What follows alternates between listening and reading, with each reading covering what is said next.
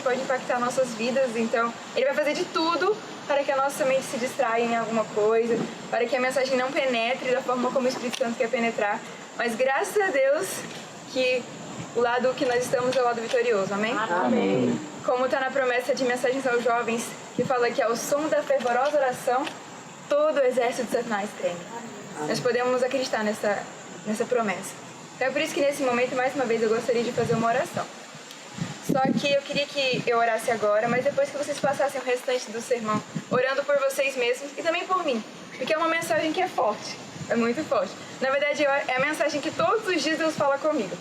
Todos os dias, sem exceção, eu tenho que levantar os olhos para Cristo e mais uma vez lembrar dessa mensagem, porque é uma luta diária, mas uma vitória diária. Amém. Então eu vou me ajoelhar aqui na frente, vocês podem ficar como vocês estão mesmo, tá bom? Pai querido que estás nos céus, eu quero te agradecer, Senhor, imensamente pelo privilégio de estar aqui com os meus irmãos, para compreendermos um pouco mais sobre o que o Senhor tem para nossas vidas, o privilégio da paz, da salvação que podemos ter em Ti. Eu quero te pedir, Senhor, que a Tua palavra fale nesse momento. Amém. Que não sejam as minhas palavras, que não seja nada vindo de mim. Eu sei que eu sou como pó e cinza, mas o Senhor deseja usar pessoas falhas, mas pessoas que se permitem ser usadas. Então, neste momento, Senhor, eu quero te pedir que eu possa esvaziar do meu eu e que o Espírito Santo possa atuar neste momento em nossos corações.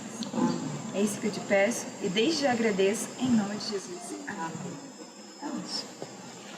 Bom, vamos agora conversar um pouquinho sobre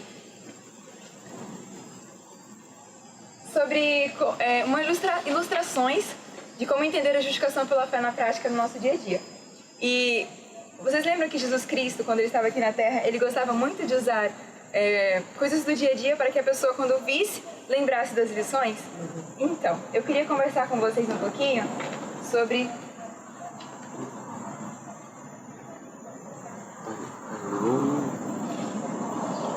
Tá ligado? Aí. Sobre os olhos. Eu gosto muito dos olhos. Sinceramente, quando eu vou estudar fisiologia humana, de todas as partes do organismo, o cérebro e os olhos são as partes que mais me impactam. É interessante que Einstein, vocês lembram de Albert Einstein? Não, perdão, de Darwin? Quem que foi Darwin? Foi o pai do evolucionismo, certo? Então ele usou vários métodos para explicar que Deus não era o nosso criador, ou então que existia uma seleção natural, que uma espécie podia se transformar em outra espécie, etc. Mas quando ele se deparou com os olhos, ele não conseguiu explicar. É interessante que na biografia fala que ele tremeu quando ele viu os olhos. Porque os olhos, em resumo, eles são compostos por um globo ocular e um nervo que pega a mensagem do globo ocular e leva para o cérebro. O que acontece? Era impossível o globo ocular aparecer se não tivesse o nervo. E se não tivesse o nervo... Não, e se tivesse só o nervo e não tivesse o globo ocular, o nervo também teria se atrofiado. Então, nós sabemos que os olhos são uma prova de que Deus é nosso Criador, porque é muito perfeito quando nós estamos nos olhos. Mas, infelizmente, nós não temos a perfeição da visão, né? Eu vejo que alguns aqui usam óculos. Dessas pessoas que usam óculos, quantos aqui têm miopia? Certo. Miopia, interessante. E o que é a miopia? Eu quis então estudar um pouquinho sobre miopia. A miopia é o seguinte, o nosso globo ocular é isso que eu falei. Esse aqui é o nervo óptico, que nós chamamos, que é o que leva a mensagem dos olhos para o cérebro. Essa aqui é uma visão normal. Chega uma luz, por exemplo, que tem uma vela. Esse desenho vem, entra aqui na pupila invertida a visão, aí a imagem chega ao contrário aqui, e aqui no nervo ocular ele transforma novamente a mensagem e leva para o cérebro. Deu para entender? Vocês conseguem ver a imagem, né?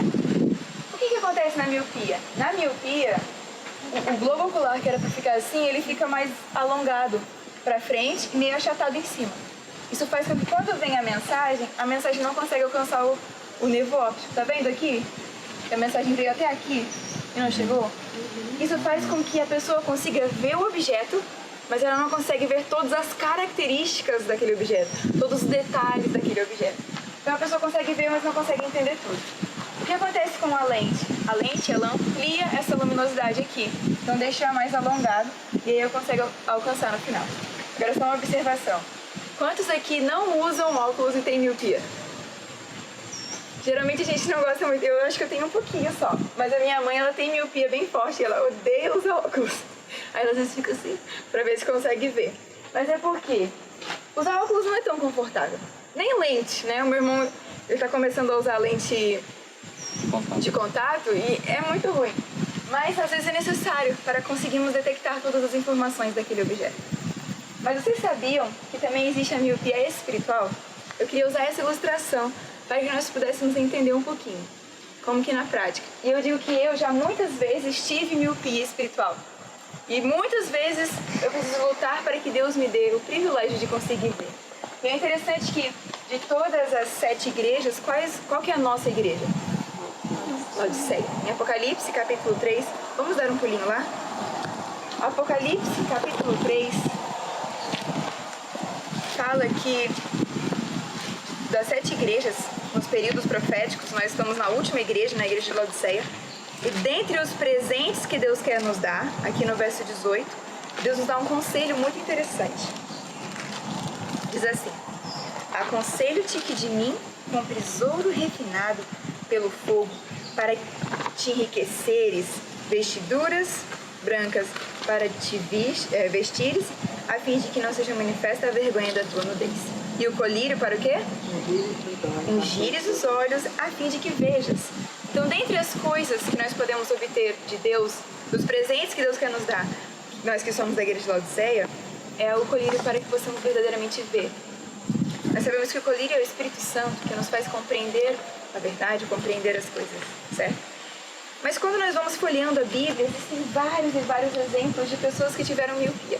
Muitas e muitas e muitas e muitas. Heróis da fé mesmo, sabe? E poderíamos estudar todas elas, mas hoje Deus me mostrou que deveríamos conversar sobre 2.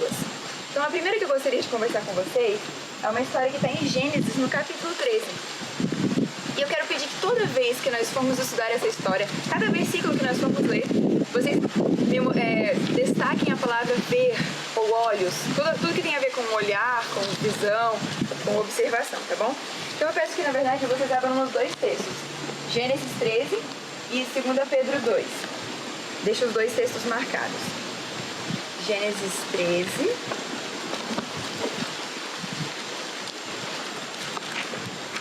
e 2 Pedro. Amém ou misericórdia? Amém. Certinho. Aqui em Gênesis, no capítulo 13, conta a história de 2 homens de Deus. Homens que queriam fazer a vontade de Deus, Abraão e Ló. Mas nós sabemos que Abraão e Ló, eles tinham crescido em riquezas, a família deles tinha crescido, tinham vários servos, e acabou que os servos começaram a entrar em conflito, os servos de Abraão com os servos de Ló.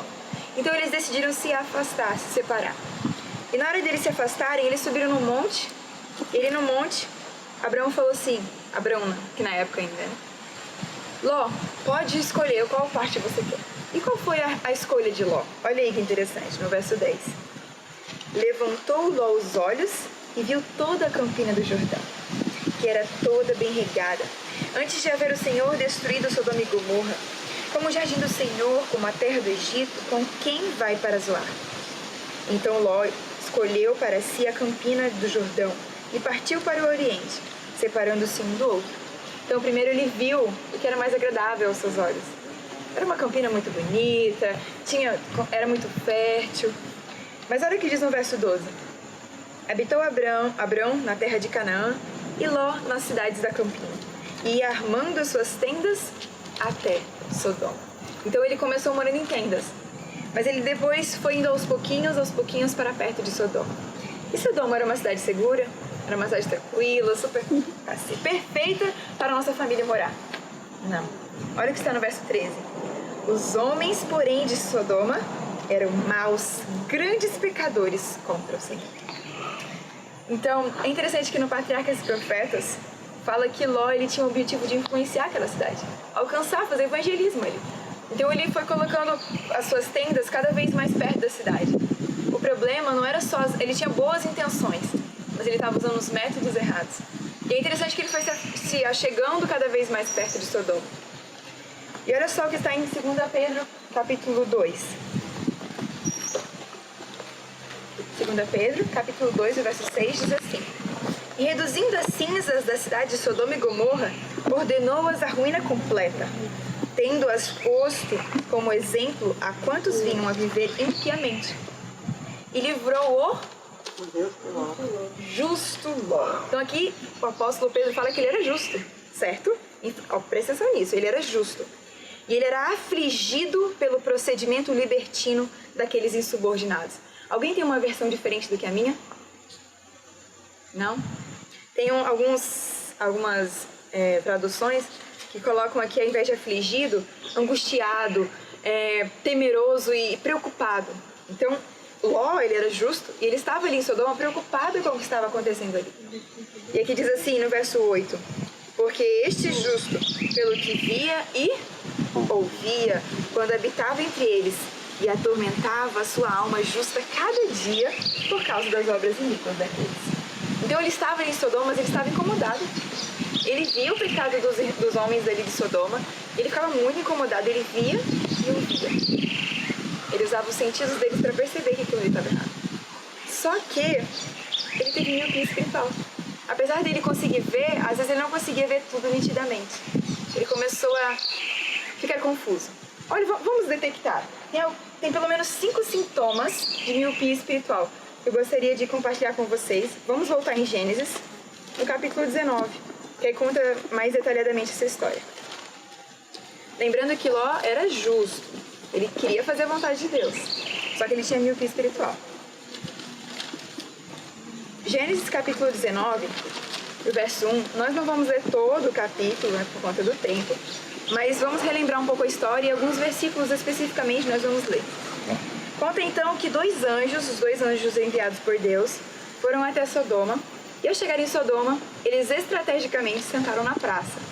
E ao sentar na praça, Ló, que era um homem justo, viu aqueles homens e falou: deixa eu colocá-los aqui na minha casa. Com certeza os anjos não estavam com aquele resplendor de anjo. Eles estavam mais revestidos da humanidade ali, para camuflados, né, digamos assim, né? E aí Ló falou: venham pra minha casa, passem um tempo lá em casa, vou dar comida pra vocês, vou dar um local pra vocês dormirem. E eles: não, preocupa não. Ló falou: não, por favor, eu faço questão. Então levou esses homens para dentro de casa. Quando levou os homens para dentro de casa, aconteceu um alvoroço na cidade. Homens velhos, homens jovens, todos eles se juntaram para abusar daqueles homens. Terrível. Aquela cultura ali estava terrível. E aí olha que interessante, Ló, ele ficou muito preocupado com isso. Ele queria proteger as suas visitas, os seus hóspedes queridos, então ele achou uma solução, ele pensou numa solução. Olha a solução que ele encontrou para preservar as suas visitas. No verso 6, olha o que diz ali. Saiu-lhes então Ló à porta, fechou após si e disse: rogo-vos, meus irmãos, que não façais mal. Tenho 2 filhas virgens, eu vou-las trarei. Tratai elas como vocês quiserem. Porém, não façais nada a estes homens, porquanto se acham sob a proteção do meu teto. Gente, toda vez que eu leio esse versículo, me dá má. Eu fico pensando, como assim? Me dá um incômodo muito grande. Porque como que pode um homem justo, um homem de Deus, falar: já sei, eu vou cuidar dos meus hóspedes, pegar minhas filhas virgens queridas e vou dar para eles abusarem. Gente, isso não é um absurdo? É ou não é? É um absurdo, Ai. É sim, é um absurdo. Então aqui a gente já vê uma coisa. Primeiro sintoma, ele queria fazer o que era certo, usando os métodos errados. Primeiro sintoma de miopia, a gente se conformar à cultura da época. Naquela época, vamos agora nos colocar no lugar de Ló, né? Naquela época eles não valorizavam a mulher. Eles não entendiam o papel que ela tinha, o papel familiar e o papel também de Deus, né? Deus dá valor a cada um dos seres humanos, inclusive das mulheres. Então ali ele não entendia e a cultura foi obscurecendo a imagem do valor do ser humano para ele. Ele achou que as próprias filhas, poderiam ser um objeto de proteção para aqueles hóspedes. Ele achou que eram mais importantes os hóspedes do que as suas filhas. Sabe, irmãos, muitas vezes a gente pode estar com miopia também.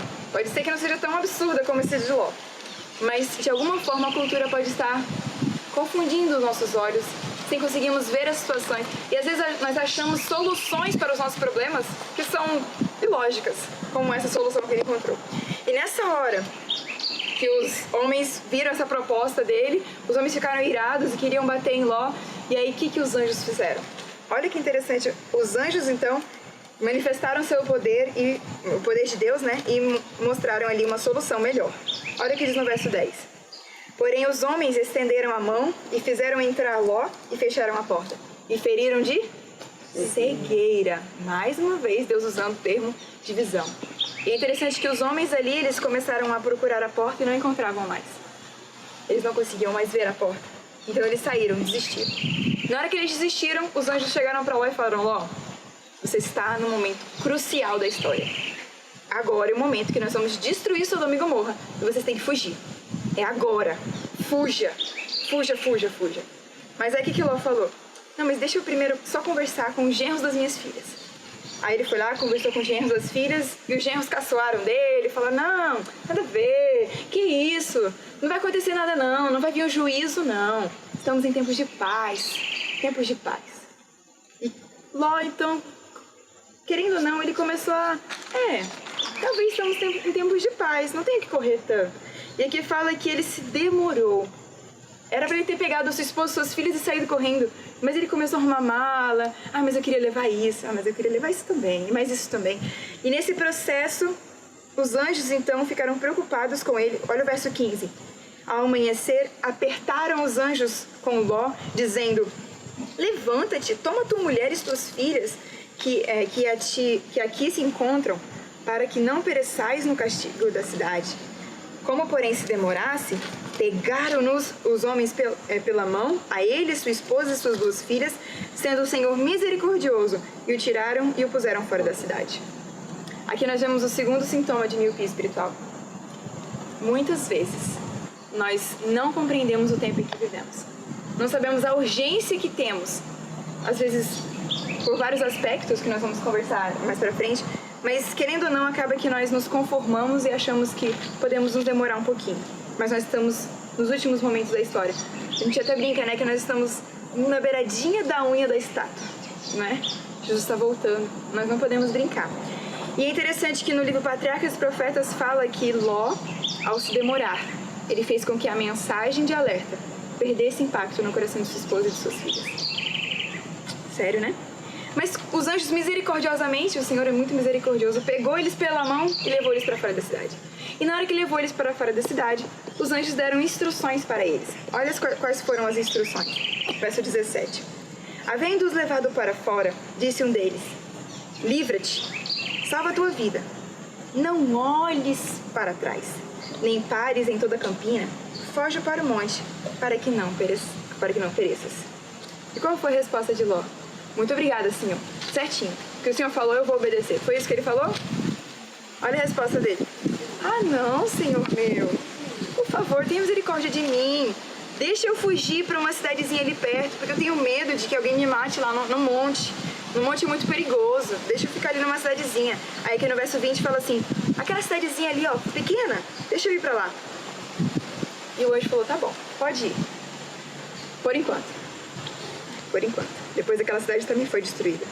Mas o ponto é que aqui nós vemos o terceiro sintoma de miopia. É quando nós começamos a relativizar as ordens de Deus. Ah, não, mas só agora, só hoje. Só hoje, sabe? Não, assim, é porque Deus entende. E assim, são algumas desculpas que nós encontramos. E às vezes a ordem de Deus, que é muito clara, falando: eu quero te salvar, meu filho, eu quero te salvar. E aí nós às vezes não entendemos 100% dessa mensagem, a seriedade dessa mensagem. E então eles vão para a cidade de Zoar. Depois Deus fala que iria destruir Zoar. Então eles fogem para o monte. Quando Deus tinha destruído Sodoma e Gomorra, nós percebemos que não era só Ló que tinha miopia espiritual. Tinha outra pessoa que também tinha miopia espiritual. A mulher de Ló. Olha aqui no verso 26. A mulher de Ló, porém, olhou para trás e se converteu numa estátua de sal. Sinceramente, toda vez que eu li esse texto, eu imaginava igual naqueles filminhos de criança, assim, bíblico, né? Eles correndo na montanha, aí de repente a mulher olhando pra trás e se transformando em estátua de sal. Mas não foi assim. É interessante que recentemente eu estava estudando com o pastor Rodrigo Silva um pouco sobre arqueologia, e ele conta que tem a possibilidade, os estudiosos dão a possibilidade, de que a região ali do Mar Morto era o que antigamente era Sodoma e Gomorra. Por quê? Eles estudaram quimicamente que quando o enxofre se encosta com o fogo, ele produz um sulfato. E o sulfato é como se fosse sal, sabe? Um sulfato é tipo um parente do sal, né? Um mineral. E aí esse sal, essas cinzas começaram a voar. Então é possível que essas cinzas, esse sal voavam. E ele fala que a mulher olhou para trás e se transformou numa estátua de sal. No Patriarcas e Profetas fala que ela se demorou olhando para a cidade. Quando ela via a cidade sendo destruída e ela pensava, mas o meu conforto dali, os meus amigos, o meu dinheiro, as minhas riquezas, e ela ficou triste porque ela tinha perdido Sodoma e Gomorra. E então tem a possibilidade muito grande de que as cinzas da cidade tenham caído sobre ela e ela tenha se transformado numa estátua de sal. Estátua de sal, assim, né? A gente tem de uma estátua de sulfato. Pelo menos é uma teoria, né? Mas quando a gente entende o Patriarcas e Profetas falando que ela se demorou nesse pensamento, aqui nós vemos o quarto sintoma de miopia. Quando nós nos demoramos muito em algo, nós somos transformados daquilo. Ela se demorou, se transformou na destruição e, consequentemente, foi destruída também. Bom, mas não era só ela que tinha miopia espiritual. Tinha outras pessoas que também tinham miopia espiritual. Que aí nós encontramos o quinto sintoma de miopia espiritual. São as filhas de Ló. Olha o que está ali no versículo 31. A filha primogênita de Ló, eles estavam ali agora numa caverna, no monte, e aí naquela caverna a menina, a primogênita, falou assim para a filha mais nova: nosso pai está velho, e não há nenhum outro homem na terra que venha unir-se a nós, segundo o costume de toda a terra. Uma pergunta, vocês acham que não existia mais homem na terra? Tinha acabado completamente todos os homens da face da terra? E os servos de Abraão? E os filhos de Abraão? Ele não tinha filho ainda, mas suponhamos que ele tivesse filhos ainda, né? E as pessoas ao redor do mundo? Só Sodoma e Gomorra e Zoar que tinham sido destruídas? Mas aqui elas tinham uma coisa que nós chamamos de pensamentos distorcidos. Muitas vezes as dificuldades, as perplexidades da vida faz com que nós não encontremos solução para os nossos problemas e às vezes falamos, poxa, Deus nos abandonou aqui, ou aconteceu muitas coisas que fazem com que nós olhemos para as situações de uma forma distorcida. Totalmente distorcida. E aqui elas tentam achar uma solução para o problema delas. Qual foi a solução? Bebedar o pai e ficar com o próprio pai. Engravidar, ter 2 filhos, e os filhos deles, que eram Ben-Ami e o Moabe, se tornaram 2 povos que foram povos inimigos do povo de Deus. Então, em resumo, vamos recapitular quais são os 5 sintomas da miopia espiritual. Primeiro sintoma: se conformar com princípios da cultura. Segundo sintoma: perder o impacto das mensagens de alerta que nós, no tempo em que vivemos. Terceiro: relativizar as ordens de Deus. O quarto: se demorar em coisas, demorar em destruição. E a quarta coisa: olhar para a nossa situação e ver de uma forma distorcida. Mas eu me pergunto, será que... por que será que acontece isso? Por que será que alguém tão justo poderia ficar com uma doença tão séria que era a miopia espiritual? Aqui no Grande Conflito fala que é lei, tanto na natureza intelectual como na espiritual, que pela contemplação nos transformamos. E continua dizendo: o espírito gradualmente se adapta aos assuntos com os quais lhe é permitido ocupar-se. Identifica-se com aquilo que está acostumado a amar e reverenciar. Então, quando nós nos demoramos em alguma coisa que não é muito da vontade de Deus, nós nos conformamos a ela. Mas o bom é que do outro lado também. Quanto mais contemplarmos a Cristo, quanto mais contemplarmos a esperança, mais seremos transformados a isso. Essa é a nossa esperança. E é interessante que até a ciência explica isso, sabia? Vocês já ouviram falar de neurônios de espelho? Alguém aqui já ouviu falar de neurônios de espelho? Então, alguns já, então eu não vou me detalhar tanto. Mas os neurônios de espelho são neurônios que nós temos que fazem com que, quando nós olhamos para alguém fazendo alguma coisa, o nosso cérebro identifica como se fosse algo que nós também estamos fazendo. Por exemplo, um filho, quando vê a mãe tem a tendência a querer imitar. Por exemplo, a criancinha que quer andar, começa a imitar, né? Ou então, por exemplo, quando você quer ensinar alguma coisa, você primeiro demonstra aquilo para aquela pessoa e a pessoa tem uma facilidade maior em copiar. E é interessante que foram feitas algumas pesquisas sobre isso. Por exemplo, o Giacomo Rizzolatti, que é um italiano, um cientista italiano, ele fez um estudo com macacos, eu não lembro qual era a espécie de macacos, mas ele separou em 2 células. Em uma célula, colocou vários amendoins para que os macacos comessem o amendoim, enquanto que na outra célula, nenhum deles tinha amendoim. E eles colocaram vários eletrodos na mente deles. E sabe o que é interessante? Que quando um macaco aqui comia um amendoim dessa célula, o macaco dessa célula despertava o mesmo neurônio. Não comia, não recebia os nutrientes, mas o neurônio em si ficava apitando. Que é, por exemplo, quando você vê alguém comendo e você começa a salivar. Já teve essa sensação? São os neurônios do cérebro. E aí depois fizeram outros testes, por exemplo, quando pais fazem algumas reações, algumas caretas, as crianças imitam. E até pegaram algumas pessoas e colocaram numa ressonância magnética e pediram para que o homem olhasse para as fotos e não imitasse. Aí colocaram uma foto de uma pessoa feliz. E não era para ele imitar, era só para ele ficar olhando. E eles detectaram quais eram os neurônios que apitavam. E é interessante que ele despertava neurônios de felicidade, mesmo sem demonstrar. Mas quando ele via alguém feliz, o neurônio da felicidade brilhava. Quando ele via alguém triste, o hormônio da tristeza despertava. E aí eles perceberam que mesmo que a pessoa não imite, o cérebro dela, querendo ou não, se identifica com aquilo. Vai se adaptando. E é dessa forma. Quando nos demoramos com coisas que não são da vontade de Deus, mesmo que nós não concordemos, mesmo que nós não tenhamos reações boas, o nosso cérebro ele vai se identificando com aquilo. E é por isso que é tão perigoso usarmos, por exemplo, assistirmos coisas que não são da vontade de Deus, ou ouvirmos coisas que não são da vontade de Deus, ou nos demorarmos em conversas que não são da vontade de Deus. Porque querendo ou não, mesmo que a gente fale, nossa, que absurdo, o nosso cérebro começa a se acostumar com aquilo.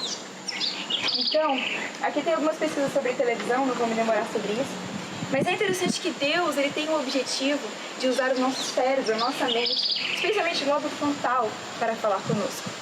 Nós precisamos estar com a nossa mente clara. E quando nos sobrecarregamos com coisas que não são da vontade de Deus, nosso cérebro não consegue identificar bem a voz de Deus. Não consegue ver aquela imagem perfeitamente. E eu posso dizer por vocês assim, a gente pode pensar em coisas absurdas, né? Como, por exemplo, séries violentas ou filmes assim, mas não, coisas simples. Eu vou dar um exemplo para vocês. Vocês sabem que eu faço faculdade de nutrição, certo? E aí, quando eu comecei a fazer faculdade de nutrição, eu falei, eu acho que eu vou começar a seguir nas minhas redes sociais algumas pessoas, algumas nutricionistas. E eu achei uma nutricionista bem interessante, ela tem princípios muito interessantes, mas de vez em quando ela tirava umas fotos e postava nas redes sociais dela. E eu olhava para aquelas fotos e ficava assim, nossa, passava umas fotos com uma roupa não tão decente. Mas com o tempo eu percebi que aquilo ali não estava me fazendo muito bem. Graças a Deus, Deus me mostrou e eu parei de seguir ela. Mas foi uma coisa tão sutil, sabe? Eu estava com boas intenções, mas de uma forma que o inimigo conseguiu ter uma brecha. Tem pessoas, por exemplo, que seguem amigos mesmo. E aí vê lá a pessoa viajando para locais bons, locais ricos. E, querendo ou não, Satanás coloca assim, nossa, mas ela tá lá, vida fácil, né? Eu queria ser igual ela. E começa a suscitar inveja, ciúmes. Enfim, isso aqui são alguns exemplos de como Satanás pode ir aos pouquinhos, de forma sutil. Por isso, nós temos que tomar uma decisão muito forte. Então está em Isaías, capítulo 33. Nós temos que fazer essa mesma oração que foi apresentada aqui. Isaías 33, do verso 15 a 16.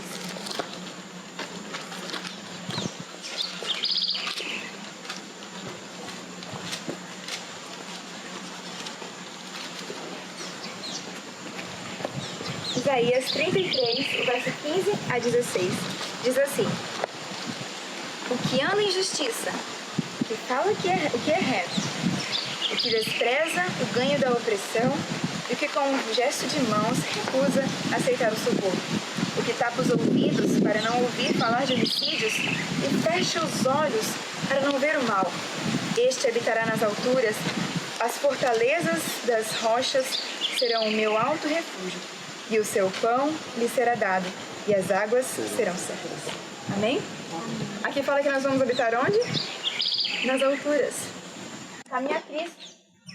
Fala que os prazeres do mundo, os cuidados e as perplexidades, os pesares da vida, as faltas alheias ou as nossas próprias imperfeições, para uma dessas ou todas elas, procurará ele distrair a atenção. E eu posso dizer sinceramente para vocês,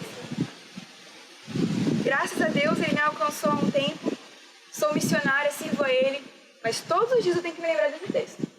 Porque pode ser que Satanás não me pegue com os prazeres da vida, por exemplo, mas Deus pode me pegar com as perplexidades e os pesares. Todos nós aqui somos missionários, certo?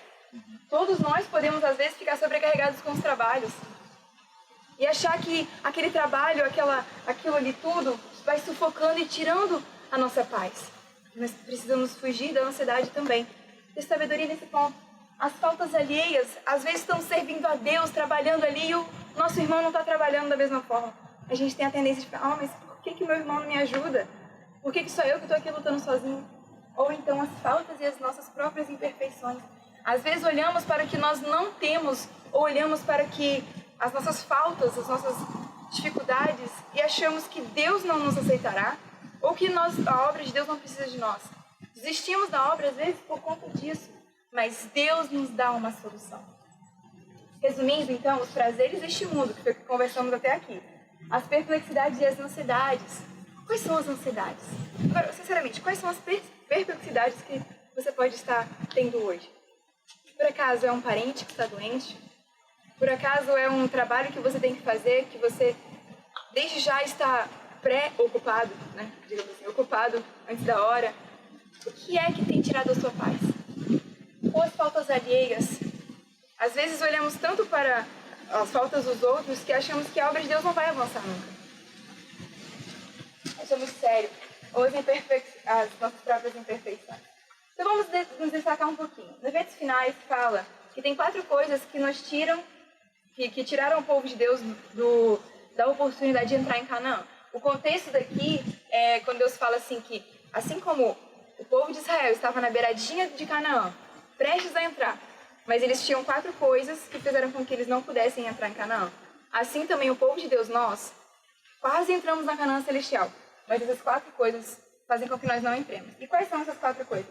A incredulidade, a mundanidade, a falta de consagração e a contenda entre o profeta e o povo de Deus. Será que nós estamos sendo esse tipo de povo que fomenta a contenda? Também a questão do texto sobre o meu eu, né? Tem vários textos falando sobre isso. E aqui no Caminho a Cristo fala assim que muitos que são realmente conscienciosos e que desejam viver para Deus são por ele muitas vezes levados. Ele é Satanás, né? O ele que está falando aqui é o Satanás. São levados por Satanás muitas vezes a demorar o pensamento em suas próprias faltas e fraquezas. E assim, afastando-os de Cristo, esperam alcançar a vitória. Não devemos fazer de nós mesmos o centro, nutrindo ansiedade e temor quanto à nossa salvação. Muito claro, né? Muitas vezes focamos demais no nosso próprio eu. E nós não podemos fazer isso. Agora, qual que é a solução? Erguer os nossos olhos para Cristo. Erguer. E no próprio Caminho a Cristo, na página 70, traz a solução. Não deveis, pois, olhar para vós mesmos, nem permitir que o pensamento se demore no próprio eu, mas olhar para Cristo. Que o pensamento se demore no seu amor, na sua formosura e na perfeição de seu caráter. Cristo em sua abnegação. Cristo em cada detalhe da sua vida. Cristo em sua humilhação. Cristo em sua pureza e santidade. Cristo em seu incomparável amor. Isto deve ser o tema para a contemplação da nossa alma. E é amando, imitando, confiando inteiramente nele, que sereis transformados à sua imagem e semelhança. Quanto tempo nós estamos demorando em Cristo? Quanto tempo estamos estudando a vida dele? Quanto tempo estamos analisando o caráter dele? No Desejado de Todas as Nações fala que deveríamos dedicar 1 hora por dia para estudar a vida de Cristo, especialmente os últimos momentos dele, os últimos minutos da história. E, sinceramente, eu já passei por várias experiências assim, especialmente eu lembro de um dia que eu tinha cometido uma falta, eu estava na Serra do Cipó e tinha cometido um erro ali no trabalho da cozinha.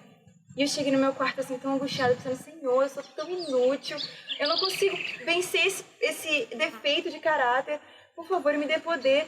Mas aí o inimigo começou a jogar alguns pensamentos torcidos, como, eles não precisam de você pode, sabe, esses pensamentos assim ruins. E aí eu comecei a tentar discutir com esses pensamentos.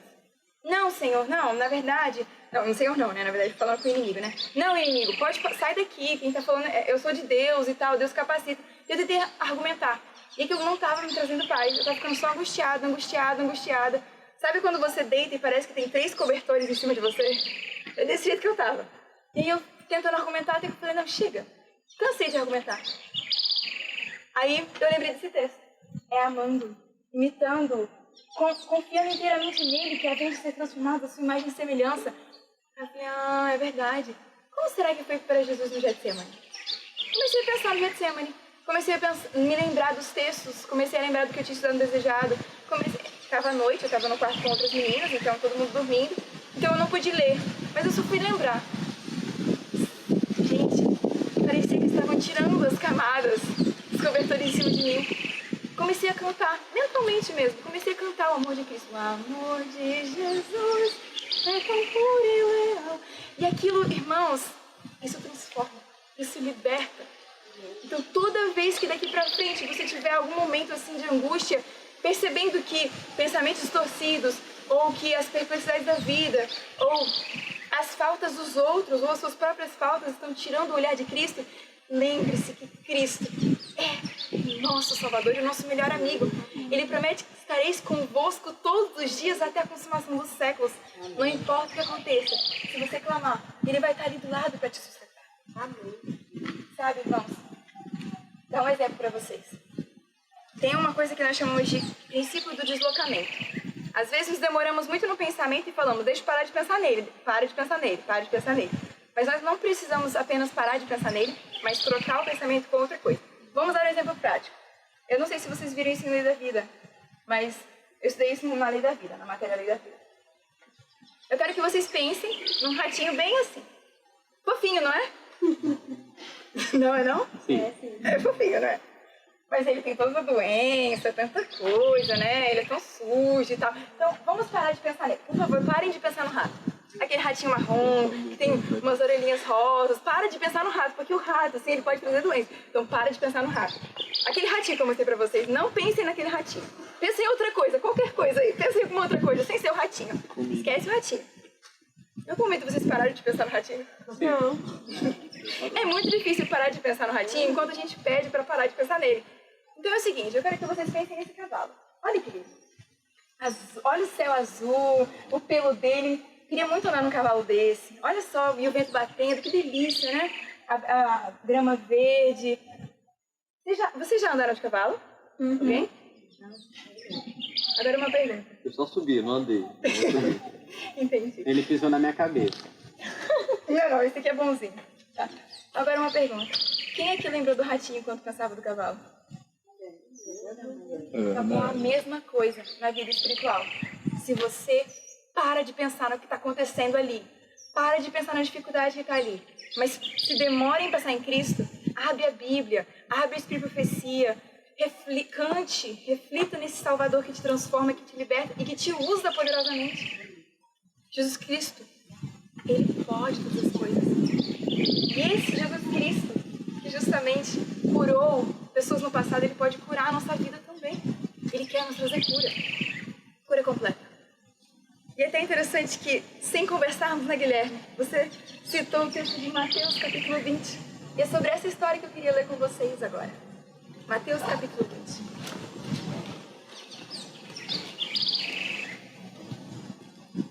Mateus, capítulo 20, vamos ver, conta de que Jesus Cristo estava saindo de Jericó. E quando ele estava saindo de Jericó, 2 cegos se aproximaram dele e começaram a gritar: Senhor, filho de Davi, tenha compaixão de nós. Tenha compaixão de nós, Senhor. E eles gritavam com todas as suas forças, aplicando para nós. Toda vez que nós precisarmos de Cristo, que é todos os dias, praticamente todos os momentos, que nós gritemos com todas as nossas forças: Senhor, filho de Davi, tenha compaixão de nós. E é interessante que no verso 31 fala: mas a multidão os repreendia para que se calassem. Eles, porém, gritavam cada vez mais alto: Senhor, filho de Davi, tenha compaixão de nós. Jesus Cristo, qual foi a resposta dele? Então, parando-se Jesus, chamou e perguntou: o que queres que eu faça? Eles responderam: Senhor, que se nos abram os olhos. Condoído. Verso 34. Condoído, compadecido, completamente tocado. Jesus tocou os olhos deles. E imediatamente recuperaram a visão e foram seguir. Nós somos chamados para seguir a Cristo também. Mas nós precisamos gritar como esses homens, com toda a nossa força: Senhor, tenha compaixão de nós. Nós não conseguimos ver. Nós temos a miopia. Precisamos, Senhor, do colírio. Precisamos da transformação e da cura. Mas para que isso aconteça, nós precisamos de gritar. Ele nos ouve. E toda vez que eu leio esse texto, condoído, compadecido, tocado, Jesus tocou nos olhos deles e imediatamente recuperaram a vista. Hoje, Deus pode recuperar a nossa vista. Eu não sei em qual aspecto da miopia você se identifica. Eu me identifico em vários. Mas hoje, Deus pode imediatamente, agora, dar-nos a visão novamente. Vocês acreditam? Amém. Amém. Nós podemos. E não só ter olhos corretos, como ter os olhos que conseguem contemplar o caráter de Cristo. Esse mundo mostra um Cristo, um evangelho errado. Nós precisamos entender a Cristo verdadeiramente. Mas não só isso. Precisamos ter a mente dele. Porque como nós vimos, o globo ocular é ligado no nervo, não é? O globo é ligado no nervo. Nós precisamos de ter os olhos de Cristo e a mente de Cristo. E onde nós podemos encontrar essa mente de Cristo? 1 Coríntios, os 2 últimos versos de hoje. 1 Coríntios, capítulo 2, verso 16. Diz assim: pois quem conheceu a mente do Senhor, o que os passa a instruir, ou que os possa instruir? Vamos só parafrasear um pouquinho. Quem que pode entender as profecias? Quem que pode entender como alcançar as pessoas? Quem é que vai conseguir entender tudo isso? Quem é que vai conseguir absorver toda essa informação? Aqui diz assim: nós, porém, temos a mente de Cristo. E quem que pode instruir as outras pessoas também? Quem tem a mente de Cristo. Hoje Deus promete que pode nos dar a mente de Cristo. Mas para que Ele possa nos dar a mente de Cristo, Ele precisa fazer uma transformação. Então vamos para Romanos. Como que Ele vai fazer essa transformação em nós? Romanos, capítulo 12. Rogo-vos, pois, irmãos, pelas misericórdias de Deus, que apresenteis o vosso corpo como sacrifício vivo, santo e agradável a Deus, que é o vosso culto racional. E não vos conformeis com este século, mas transformai-vos pela renovação da vossa mente, para que experimenteis qual seja a boa, agradável e perfeita vontade. Deus tem uma perfeita, boa e agradável vontade dele, mas nós só vamos conseguir entendê-la se tivermos a nossa mente transformada. Quando nós verdadeiramente compreendemos o caráter de Cristo, contemplarmos a Ele. E lembrando, é amando, imitando, confiando inteiramente nele, que sereis transformados à sua imagem e semelhança. Amém. Você decide hoje permitir que Deus atue. Amém. Você decide hoje permitir que Deus transforme a sua mente, seu coração e te use também, liberte você da cegueira, da miopia espiritual, para que você possa segui-lo onde quer que ele vá. Eu também decido. Eu me entrego. Hoje, se ouvirdes a sua voz, não endureçais o vosso coração.